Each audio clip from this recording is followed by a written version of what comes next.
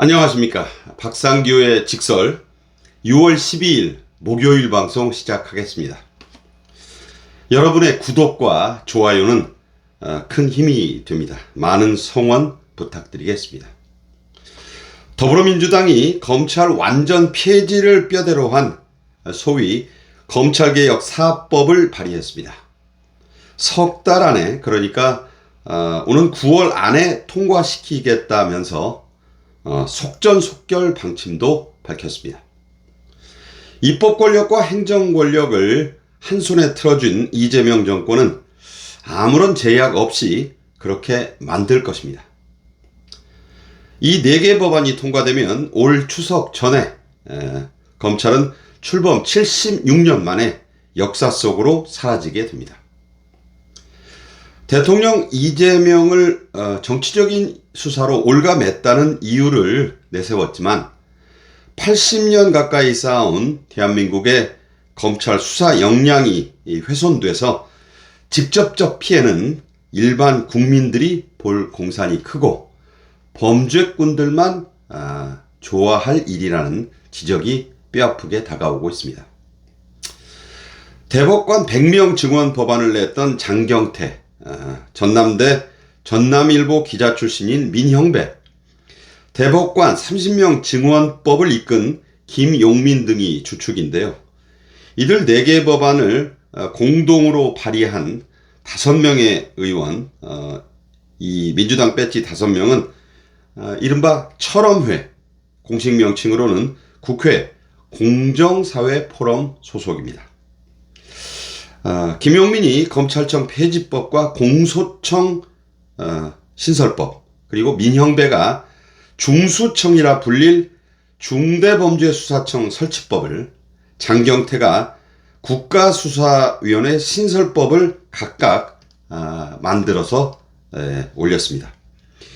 이 4개의 법안은 쉽게 말해 지금의 검찰 조직을 완전히 해체한 뒤에 그 기능을 공소청과 중수청, 그리고 국가수사위원회를 신설해서 나눠서 이관하겠다, 넘기겠다는 겁니다.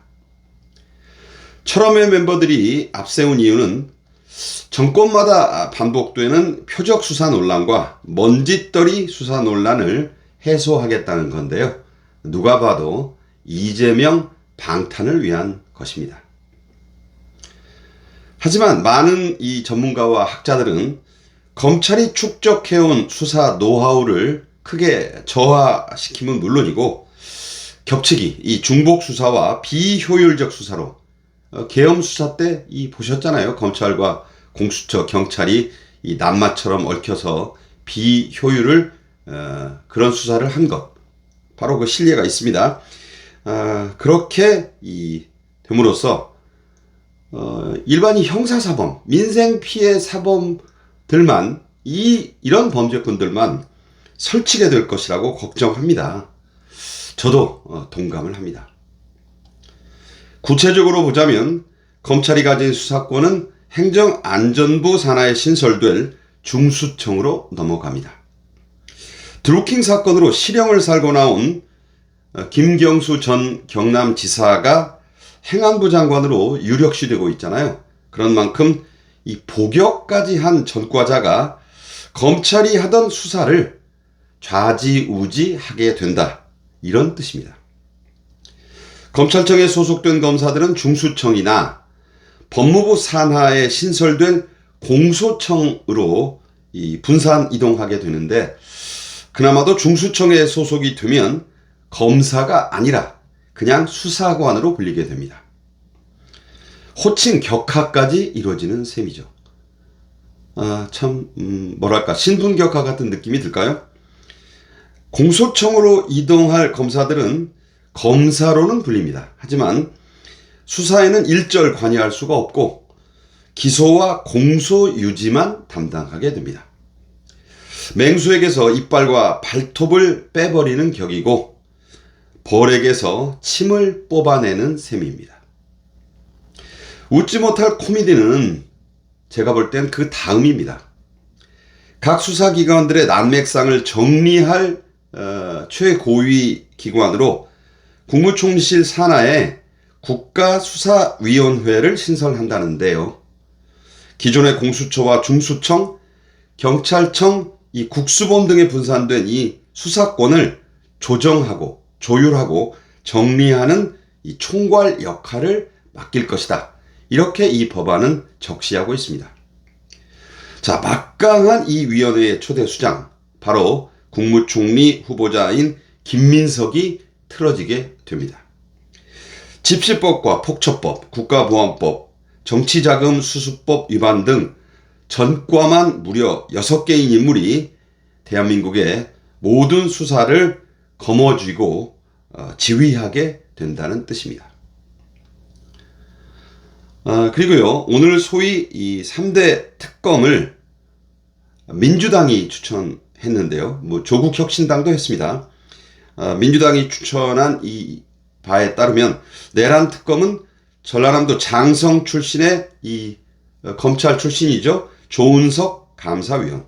김건희 특검은 문재인 정권의 민중기 전 서울중앙지법원장. 수사 경험이 없는 판사 출신입니다. 그리고 최혜병 특검은 문 정권의 검찰 개혁에 뼈대를 세운 사람 중에 하나인 이윤재 명지대 로스쿨 교수입니다. 그리고요, 조국 혁신당도 3명의 좌파 전직 검사들을 추천했는데 아마 민주당 2명, 조국당 1명 정도 비율로 대통령 이재명의 G7 정상회의 출국 전에 혹은 그 후에 비행기에서도 할 수 있으니까요. 최종 임명될 것이라고 합니다. 누가 되든지는 중요하지 않습니다. 강도 높은 전방위 특검 수사의 광풍이 내년 초까지 전국을 휩쓸 것으로 전망이 됩니다. 법을 고칠 수 있기 때문에 더 연장할 수도 있어요.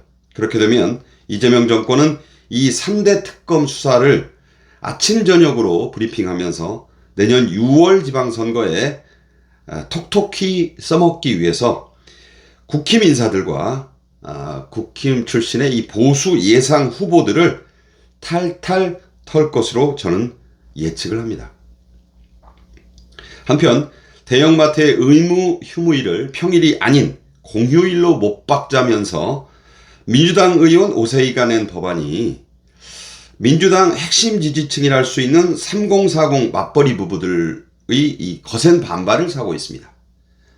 그런 반면에 대형마트 노조들은 이걸 빨리 법제화하라고 요구해서 그 사이에 낀 민주당이 지금 꽤 곤혹스러운 모습입니다.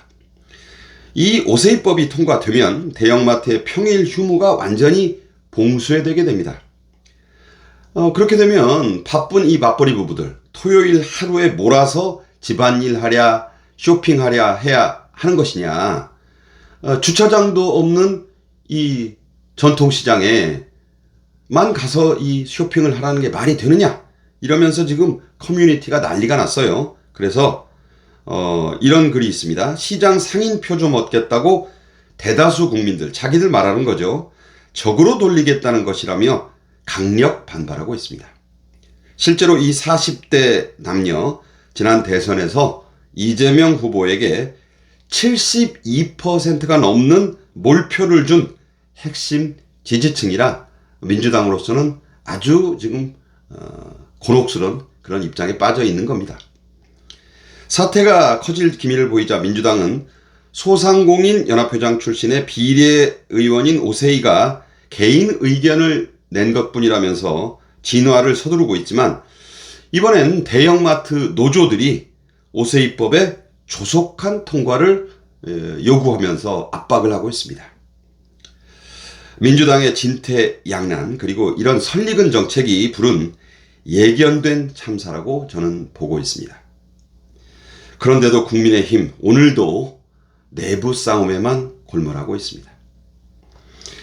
지금까지 박상규의 직설이었습니다. 감사합니다.